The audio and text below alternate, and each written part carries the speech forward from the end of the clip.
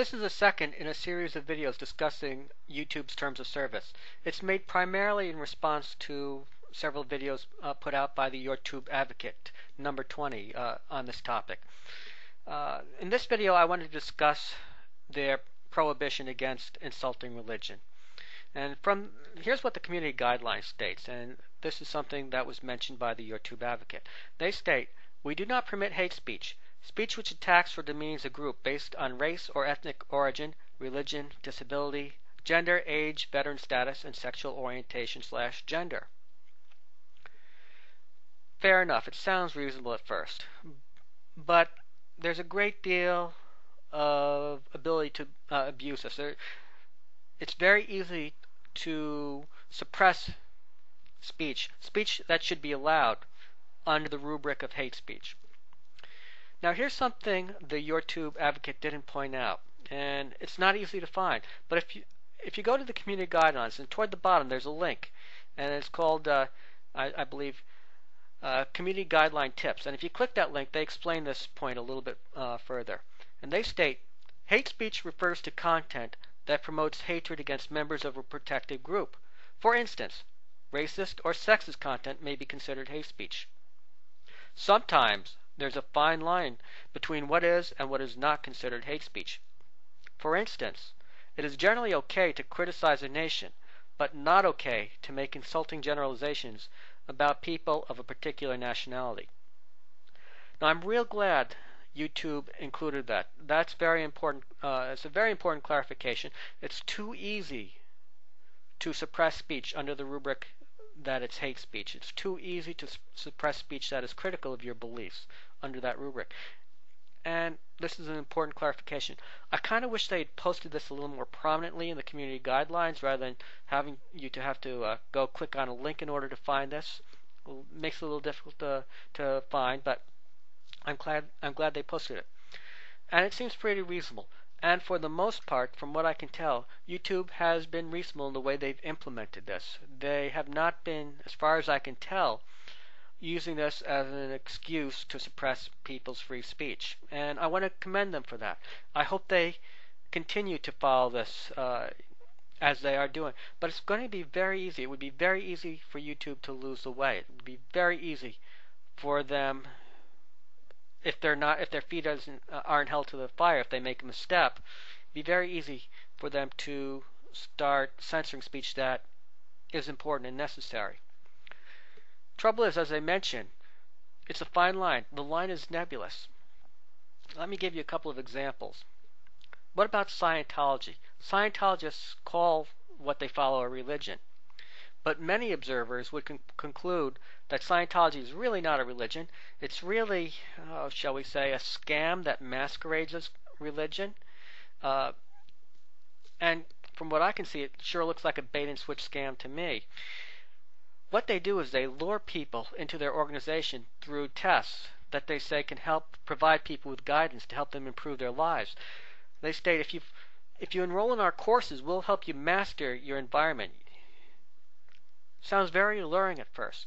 And at first they don't charge very much for the courses. But as you get more and more into them, they charge more and more of your money. And they ask you to devote more and more of your life towards Scientology. And it's not until after you spent years in Scientology, and you spent thousands, maybe tens of thousands of dollars in Scientology, before you learn the real meaning behind Scientology, that their entire philosophy, their entire religion is based upon the mythology that an evil galactic lord Xenu once ruled the universe or his galaxy with an iron fist, and he gathered up the souls of those he didn't like, and he dropped them into a volcano on Earth, and then he nuked the volcano just to make sure that they were really dead. And then he showed the spirits of these people strange movies. It's an absolutely bizarre mythology. But it seems to me, if you're going to try and get my money in order to, under the pretense that you're going to help improve my life, that I'd like to know the theoretical foundation behind your methodology. I'd like to know what's driving your institution. Seems to me like that's kind of important information to have up front. And not putting that information up front is a sort of a bait and switch tactic. So, is it okay to call people who follow Scientology either cultists or scam artists? Certainly the people at the bottom of Scientology, they're the victims of the scam. But the people who are at the top, people like David Miscavige and Tom Cruise, they certainly know better. They certainly know better. Can one call them scam artists? Or would YouTube's terms of service make that illegal? So far as I can tell, YouTube has been good about this. I hope they continue to be so. Let me give you another example. Islam. As you know, unless you've been under a rock for the past 8 years or so, Islam, at least a distorted version of it, can be and has been used to promote hatred toward the West. Witness 9/11. Now, I know many Muslims are going to say that that's a distorted version. Okay, I'll grant you that. But how about another situation? I want you to use your imagination. This is going to be a wild example. Okay, I know it's not realistic. I know it's like out there. But humor me for a minute. Use your imagination.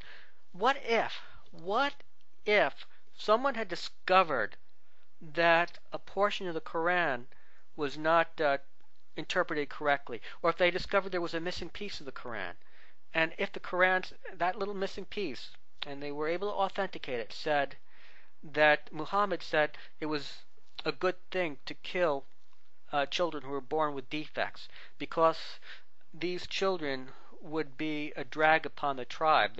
They would weigh the tribe down, and that God said that they should be killed.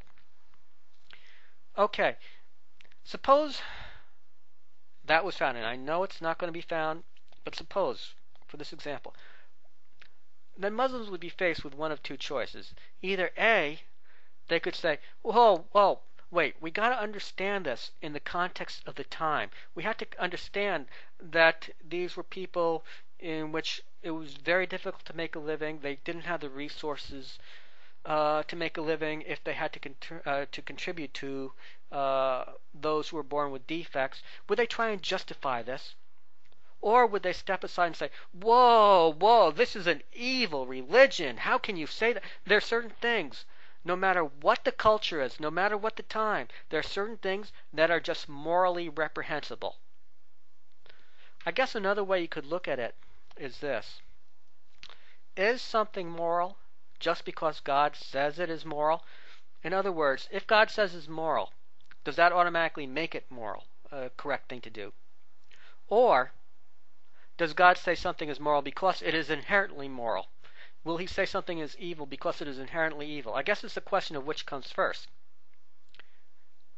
And I'm sure a lot of you are going, hey, masked analyst, are you out of your mind? Are you wacko? Why are you bringing this up? You know this can't possibly happen. This is an absurd example. Yes, it is. But there are a number of critics of Islam who point out that Muhammad had sex, had married a 9-year-old girl, and had and consummated the marriage when she was 9 years old. He actually married her when she was 6. And he consummated the marriage when she was 9. And they will state, the critics, that Islam endorses pedophilia because of this. Now, and as you can imagine, many Muslims, if not all, will say, well, you have to consider this in the context of the times. Back then, life expectancy was much shorter. They didn't have that much time on this earth, so, hey, they had to get things done quickly. Or you had to consider that there were special circumstances, and maybe it was appropriate back then and not appropriate now. But you can't judge societies in the past by today's standards. So the question is not the question I raise is not whether the Muslims are right or whether the critics of Islam are right, whether Muhammad's actions can be justified or whether they can't be justified. The question is, should the critics of Islam be able to raise this point? Should the critics of Islam be able to state that those who follow Islam follow a religion that justifies and mollycoddles pedophilia. I think that the critics of Islam should be allowed to do this. And so far, from what I can tell, YouTube hasn't removed videos specifically for that reason. I could be mistaken, but from what I can tell, they haven't removed videos for that reason alone. And so far, I have to say YouTube is doing a fairly good job at interpreting this terms of service correctly. And so for that, I would like to commend YouTube and say keep up the good works. In the next video, I want to discuss their terms of service regarding graphic or gratuitous violence. This has been the Mass Analyst, under and in.